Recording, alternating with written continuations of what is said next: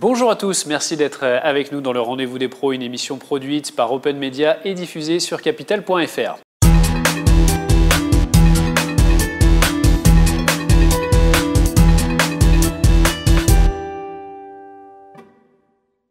On parle aujourd'hui d'immobilier et gros plans sur un spécialiste dans la commercialisation de programmes neufs. Nous sommes avec Erkan Mutlu. Bonjour Erkan.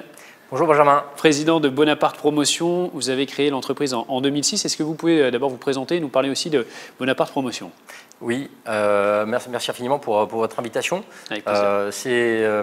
On a déjà eu des articles dans votre média et c'est la première fois que j'ai l'opportunité de présenter l'entreprise en direct. Donc Bonaparte Promotion, nous sommes commercialisateurs de programmes immobiliers neufs. C'est quoi un commercialisateur de programmes immobiliers neufs? C'est demain par exemple, si vous souhaitez faire un week-end par exemple à Nice, eh bien, vous allez sur booking.com parce que vous avez la cartographie de tous les hôtels de Nice et nous avons appliqué cette méthode au métier de l'immobilier neuf. C'est-à-dire qu'en un seul rendez-vous, vous avez accès à tout ce qui se construit sur un territoire donné et sans frais d'agence. Et lorsque j'ai acheté mon premier appartement, à l'époque, j'avais 21 ans, j'y connaissais absolument rien. J'ai réalisé qu'il y avait une vraie complexité quand on achetait un bien immobilier neuf et donc j'ai souhaité faciliter toute la démarche d'achat.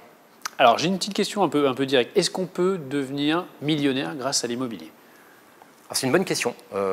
C'est une question tout à fait intéressante parce que finalement, ça renvoie à la nature humaine et ça renvoie même à la structure même du cerveau humain. Je ne suis pas scientifique, mais si vous questionnez un scientifique, il vous dira que l'être humain a besoin d'optimiser son temps. C'est-à-dire qu'il va essayer de réduire les efforts pour maximiser le gain. Et c'est pour ça que l'être humain aujourd'hui, il est sensible à ce genre de messages qui pullulent aujourd'hui sur Internet, devenir millionnaire en 90 jours, de créer des revenus passifs, etc. Je crois qu'il faut apporter un peu de sérieux. Je suis d'une famille, mon grand-père était paysan, mon arrière-grand-père l'était également, mon père est artisan. Et je crois que j'apporte dans ce métier, comme d'autres le font d'ailleurs très bien, mais on apporte un peu de bon sens dans ce métier. Il faut arrêter de croire qu'on peut devenir millionnaire en une fraction de seconde. Sinon, je pense que tout le monde roulera en Porsche aujourd'hui en France. Il faut construire. Le temps, c'est un accélérateur, c'est un multiplicateur même de performance. Il faut envisager l'immobilier avec un temps long. Voilà. Donc, je crois qu'on peut construire un patrimoine. Pour moi, si on arrive à la retraite et qu'on n'a plus de loyer ni de crédit immobilier à payer, on est libéré d'une charge financière parce qu'à la retraite, on perd en moyenne 30% de notre pouvoir d'achat. Et donc, moi, je ne promets pas de devenir millionnaire. En revanche, je promets de pouvoir profiter d'une vie sans charge quand on arrive à la retraite. On parle beaucoup, Erkan, d'effet de levier, le fait d'utiliser sa capacité d'endettement pour augmenter sa capacité d'investissement. Mais est-ce que ça marche vraiment? C'est une bonne question, l'effet de levier. C'est quoi tout d'abord l'effet de levier? C'est le crédit immobilier.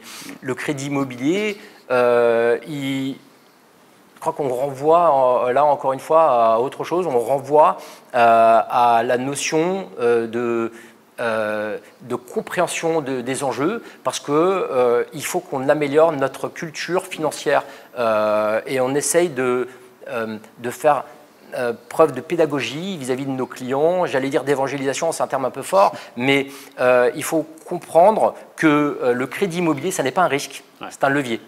Le vrai risque, c'est de ne rien faire. Le vrai risque, c'est de passer à côté. Le crédit immobilier va nous permettre d'accéder à la propriété. C'est vrai que quand on va voir les banques, vous allez avoir des banques qui vont dire attention, c'est compliqué, attention, c'est dangereux, etc. Non, je crois que le crédit immobilier, c'est ce qui nous permet de construire un patrimoine durable et tangible dans la durée. Le crédit immobilier, il faut l'optimiser, il faut aller voir des gens dont c'est le véritable métier.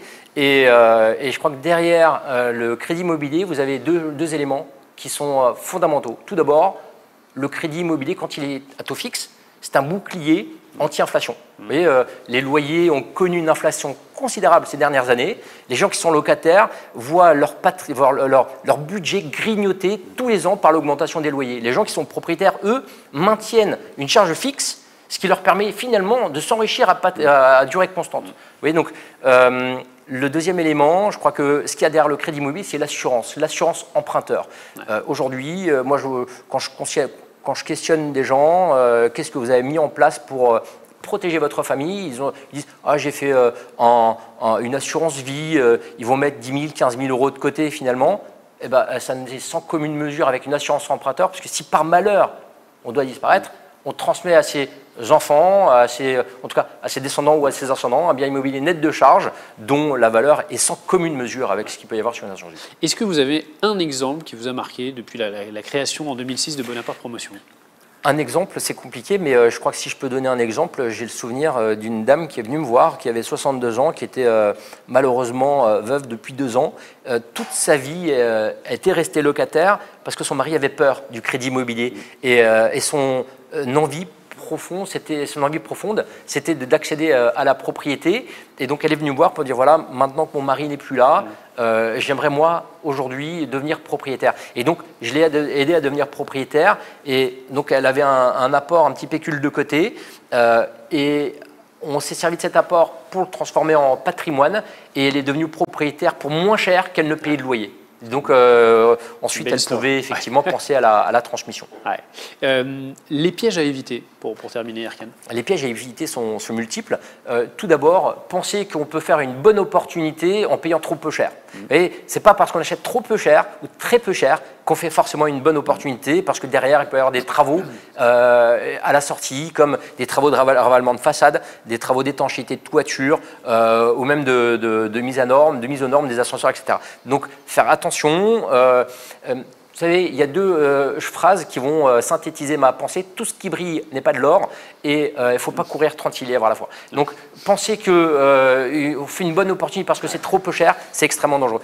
Un deuxième piège à éviter, c'est acheter trop loin de chez soi. Vous voyez, acheter trop loin de chez soi, c'est ne pas avoir la maîtrise de ce qu'on achète. C'est être finalement sujet à des orientations qu'on ne souhaite pas donner à son investissement. Et donc, il faut faire extrêmement attention à ce qu'on achète. Merci beaucoup, Erkan Mutlu, d'avoir été avec nous. Merci à vous, Benjamin, et merci à toutes les équipes de Capital pour votre invitation. C'était un plaisir. C'est la fin de cette émission. Je vous dis à très bientôt pour un nouveau rendez-vous sur capital.fr.